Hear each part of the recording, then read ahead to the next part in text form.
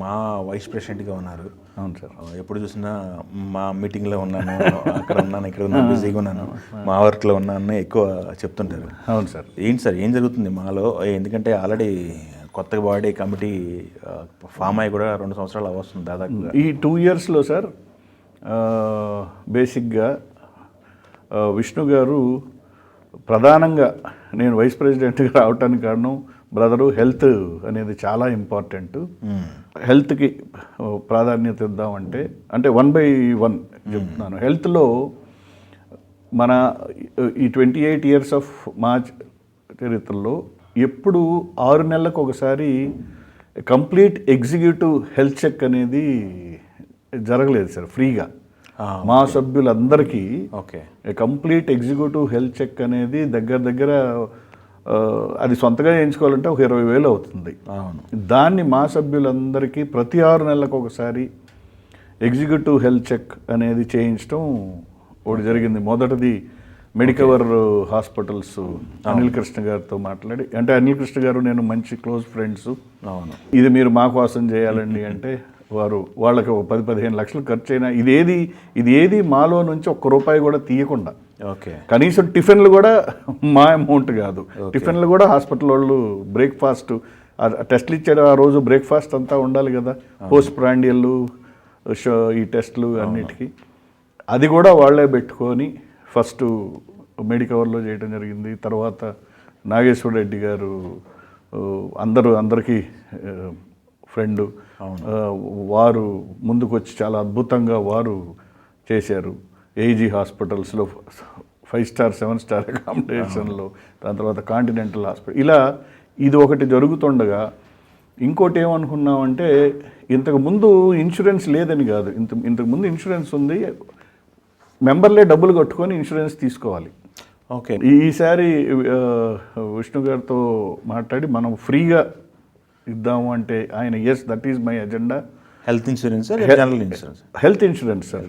అంటే ₹1 కూడా కట్టకుండా అందరు సభ్యులకి హెల్త్ కార్డ్స్ ఫ్రీగా ఇవ్వటం జరిగింది. దాదాపు మా అసోసియేషన్లో అండి చాలామంది ఇబ్బందుల్లో ఉంటారు.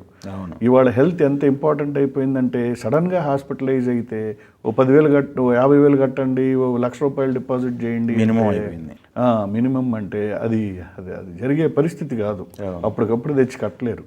సో ఇప్పుడు ఈ కార్డు ఇచ్చేస్తే ఆ కార్డు వాళ్ళ ఇది చూసుకుంటుంది. లోవెస్ట్ ఆయనే నెగోషియేట్ చేసి, విష్ణు గారే నెగోషియేట్ చేసి, బహుశా అంత లోవెస్ట్లో ఇన్సూరెన్స్ గీకి అంత లోవెస్ట్ వాళ్ళే కళ్ళబడి నీళ్ళు పెట్టుకునే లెవెల్కి అంత లోవెస్ట్లో చేయటం జరిగింది. ఓకే ఎంత లిమిట్ ఇచ్చారు సార్? 5 lakhs ఉంటుందా? 3 lakhs సార్. 3 lakhs. ఇంకేమన్నా అది దాటితే ఏం చేయాలి బఫర్లో నుంచి అనేది కూడా ఉంది. దాదాపు లాస్ట్ టైము కార్డు ఇచ్చారు, ఈసారి ఎంత కొన్ని కోట్లు వాడారు, 2 కోట్ల దాకా అడ్మిట్ అయ్యి. అంటే హెల్త్ సైడ్ ఇవి కాకుండా రెగ్యులర్ హెల్త్ క్యాంప్స్ ఒకటి.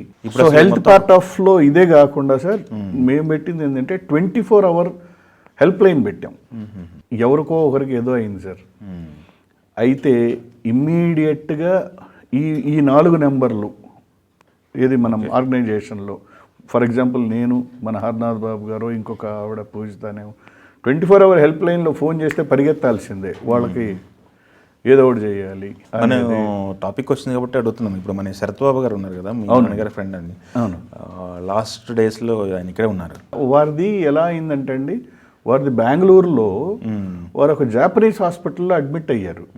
అది ఏం హాస్పిటల్లో మనకు పెద్ద ఇది లేదు, అడ్మిట్ అయ్యి అక్కడే కోమా స్టేజు ఇది అంటే చాలామంది ఆర్టిస్టులు, పెద్ద నాయకులు, రజనీకాంత్ గారు, కమల్ హాసన్ గారు, వీళ్ళందరూ వెళ్ళటం, అక్కడ ఏం జరిగిందో ట్రీట్మెంట్ మనకు తెలియదండి. తర్వాత అక్కడ నుంచి ఏఏజీకి షిఫ్ట్ చేయటం జరిగింది.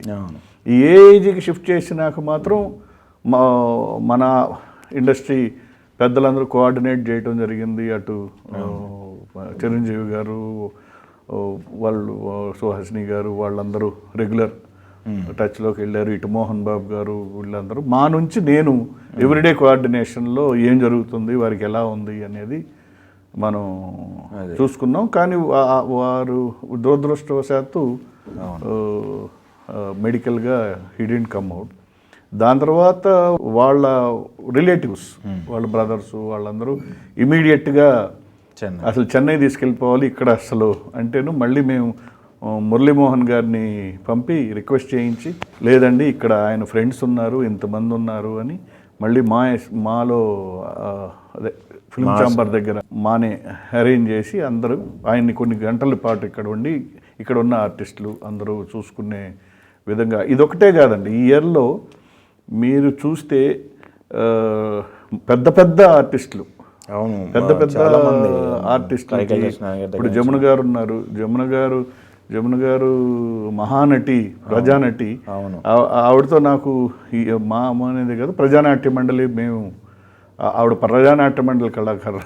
అవును. సో ఆవిడ ఇదే మరణించినప్పుడు వాళ్ళ డాటర్ పాపం సన్ ఎక్కడో యుఎస్లో ఉన్నారు, వాళ్ళ డాటరు అసహాయ స్థితిలో ఉండి ఈ అరేంజ్మెంట్స్ అంటే మళ్ళీ ఫ్లాట్ నుంచి డైరెక్ట్ అంటే లేదమ్మా ఆవిడ మహానటి సందర్శనార్థం మళ్ళీ మనం మాలో అరేంజ్మెంట్స్ చేసి అందరికి ఇన్ఫార్మ్ చేసి అని ఇలా ప్రతి ఎవరు కైకాల సత్యనారాయణ గారు కానివ్వండి, కృష్ణరాజు గారు కానివ్వండి, హీరో సూపర్ స్టార్ కృష్ణ గారు కానివ్వండి, ఈ మా ఆఫీస్ బేరర్స్ కానీ ఎగ్జిక్యూటివ్ బాడీ కానీ ఫ్రమ్ 1 to end అందరూ అక్కడ ఉండి చేసేది ఒకటి సిన్సియర్గా పెట్టుకున్నాం.